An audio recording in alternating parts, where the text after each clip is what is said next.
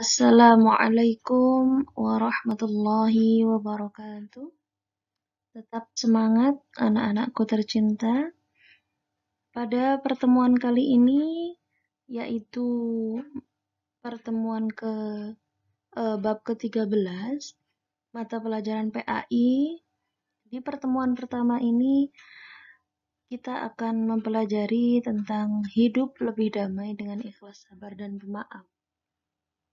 Jadi di dalam bab ini nanti kita akan diajak belajar bagaimana kehidupan kita terasa damai dengan kuncinya yaitu ikhlas, sabar, dan pemaaf.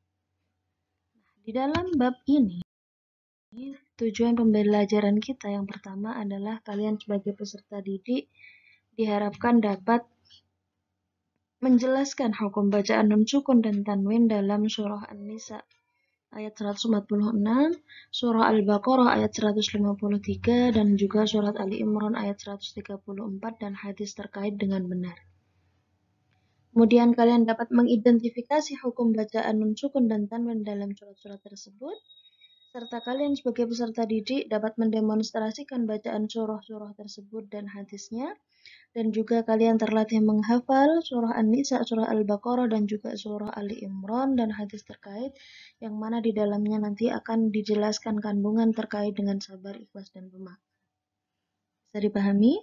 Namun sebelum kita melangkah lebih jauh membahas bab ini, alangkah baiknya kita awali pembelajaran pada hari ini dengan membaca surah, membaca doa sebelum belajar. Berdoa mulai. Terima kasih, anak-anakku tercinta.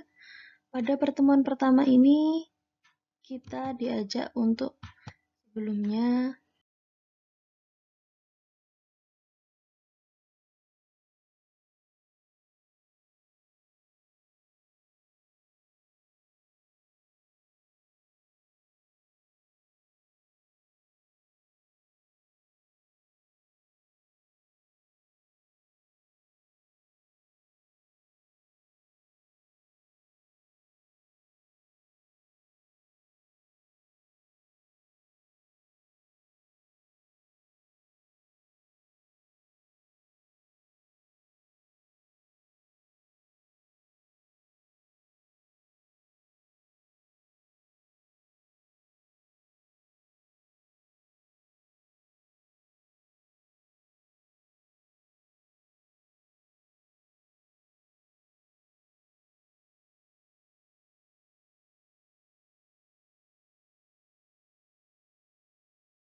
mengenal dulu.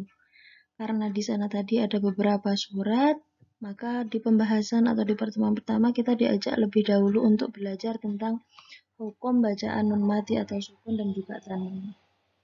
Nah, hukum bacaan nun mati atau tanwin di sini ada 4 anak-anak. Yang pertama ada izhar, yang kedua iqlab, yang ketiga idgham, dan juga yang keempat adalah ikhfa. Dan di sana nanti terdapat huruf-huruf pada masing-masing penjelasannya.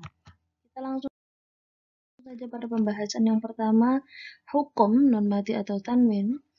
Yang pertama adalah izhar. Apa itu izhar? Izhar secara bahasa berarti jelas. Kemudian secara istilah, kapan bacaan itu dikatakan izhar? Adalah ketika ada nun mati atau tanwin bertemu dengan salah satu huruf izhar. Maka nanti cara membacanya jelas. Apa saja huruf izhar? Huruf izhar ada 6, yaitu hamzah, ha, kha, ain, ghain, dan ha. Langsung kita masuk ke dalam contoh. Kita ambil contoh di sini ada kalimah yauma idzin khasyi'atin. Di sini ada kasrah tanwin bertemu dengan kha, salah satu huruf izhar, maka cara membacanya harus jelas. Jadi menjadi bismillahirrahmanirrahim, yauma idzin khasyi'ah. Paham ya?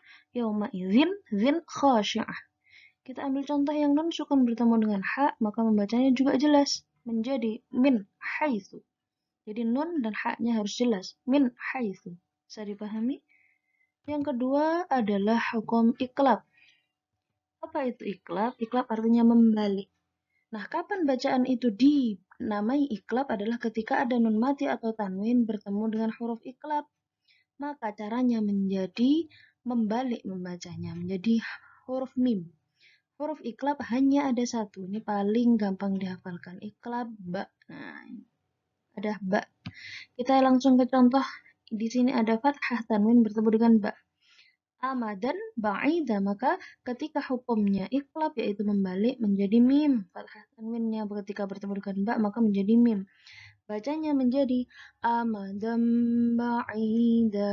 Nah, di sini kita contohkan yang nun sukun bertemu dengan ba menjadi mim ba'dihim. Bisa dipahami anak-anak? Hukum bacaan yang ketiga adalah idgham. Nah, pada pembahasan idgham di sini terbagi lagi menjadi dua. Jadi idgham itu ada dua, yaitu idgham bi gunnah, yang ketiga idgham bila gunnah. Apa itu idgham bi gunnah? Karena namanya bi gunnah, jadi bi gunnah secara bahasa idgham sendiri artinya adalah melebur menjadi satu. Nah, gunnah berarti mendengung. Jadi kapan dikatakan idgham bi gunnah? Ketika ada nun mati atau tanwin bertemu dengan salah satu huruf idgham bi gunnah. Apa saja hurufnya? Hurufnya ada 4, yaitu ya, nun, mim, dan wawu. Kita ambil contoh di sini ada nun sukun bertemu ya. Maka cara membacanya melebur disertai dengan dengung. Menjadi bukan man yakulu, tapi may yakul. Nah, dia melebur dan ada gunnahnya, mendengung. May yakul. Kita ambil contoh yang tanwin.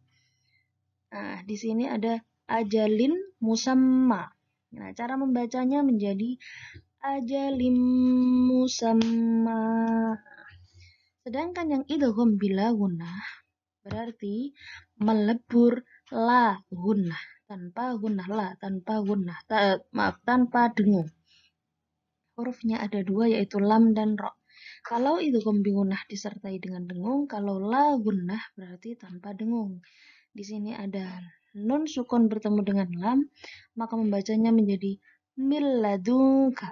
Bukan mil tanpa dengung, tapi milladunka. Di sini ada fathah tanwin bertemu lam, maka menjadi hudal lil muttaqin. Jangan terlalu lama dengungnya, hudal, jangan begitu. Tapi hudal lil muttaqin. Untuk hukum yang terakhir yaitu ikhfa.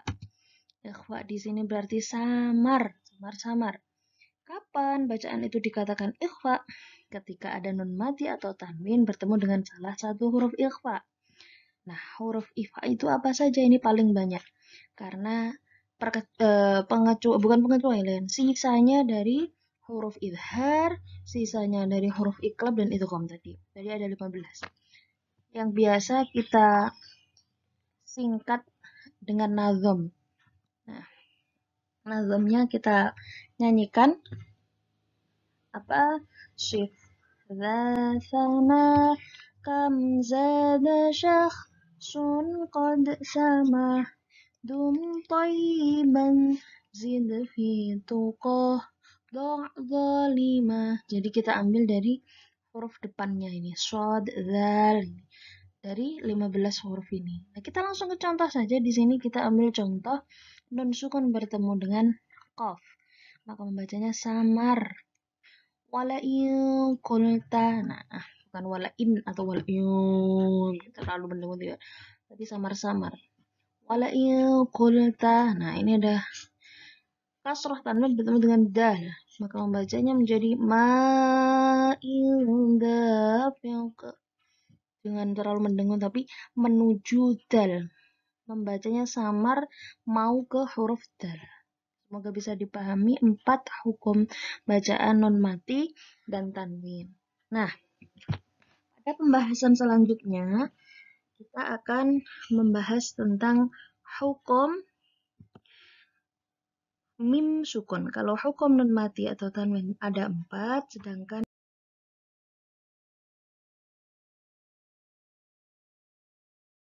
yang selanjutnya adalah hukum mim sukun. Nah, hukum mim sukun di sini ada 3. Apa saja? Yang pertama ada ikhfa syafawi, yang kedua ada idgham mimi, yang ketiga adalah izhar syafawi. Nah, bacaan yang pertama adalah ikhfa syafawi. Ada satu huruf ikhfa syafawi, yaitu ketika ada mim sukun bertemu dengan satu huruf ikhfa syafawi tersebut. Apa hurufnya? Adalah ba. Cara membacanya, karena di sini ikhfa berarti samar dan syafawi berarti dua bibir, maka samar di antara dua bibir. Jadi mengucapkannya tadi mengandung sifat antara idhar dan idgham. Jadi tidak begitu jelas dan juga tidak harus dimasukkan. Jadi tetap ada gunnahnya, tapi tanpa tasydid. Terasa tanpa tasydid. Jadi gunnahnya tetap dua harokat. Kita langsung ke contoh. Di sini ada wamahum bikharijin. Nah, di sini ada mim sukun bertemu dengan ba, maka membacanya samar di antara dua bibir menjadi gunnah dua harokat menjadi wamahum bikharijin. Nah, begitu. Kita langsung ke yang kedua adalah idgham mimi, hurufnya hanya satu sama, yaitu mim. Kapan dibaca idgham mimi? Idgham sendiri artinya kan memasukkan huruf pertama ke dalam huruf yang kedua dan bertasydid. Nah, di sini jadi membacanya harus dimasukkan. Ada gunnahnya dua harokat juga. Menjadi anfusihim min bisa dipahami? Dan yang terakhir, hukum mim sukun adalah izhar syafawi yang mana hurufnya paling banyak selain huruf ikhfa syafawi dan idgham mimi, selain mim dan ba. Semuanya masuk dalam huruf izhar syafawi. Cara membacanya adalah izhar, jelas di antara dua bibir. Jadi tidak boleh terlalu mendengung dan juga tidak boleh samar. Kita langsung ke contoh. Wa awrasakum ardhahum wa diyarahum wa amwalahum. Di sini ada mim ketemu alif, mim ketemu wawu, mim ketemu wawu ya. Jadi membacanya harus jelas. Anak-anakku tercinta, semoga pembahasan kita di pertemuan pertama ini terkait dengan tajwid bisa memberikan kemanfaatan untuk kita semua. Untuk bab yang kedua nanti atau pertemuan yang kedua nanti kalian akan diajarkan tentang bagaimana penerapan ikhlas, sabar dan pemaaf dalam kehidupan kita sehingga kita bisa menjalani kehidupan lebih damai. Semoga pembahasan tentang tajwid ini dapat kalian terapkan pada surat-surat dan hadisnya. Dan ada kurang lebihnya mohon maaf. Wallahul muwaffiq ila aqwamit thoriq. Wassalamualaikum warahmatullahi wabarakatuh.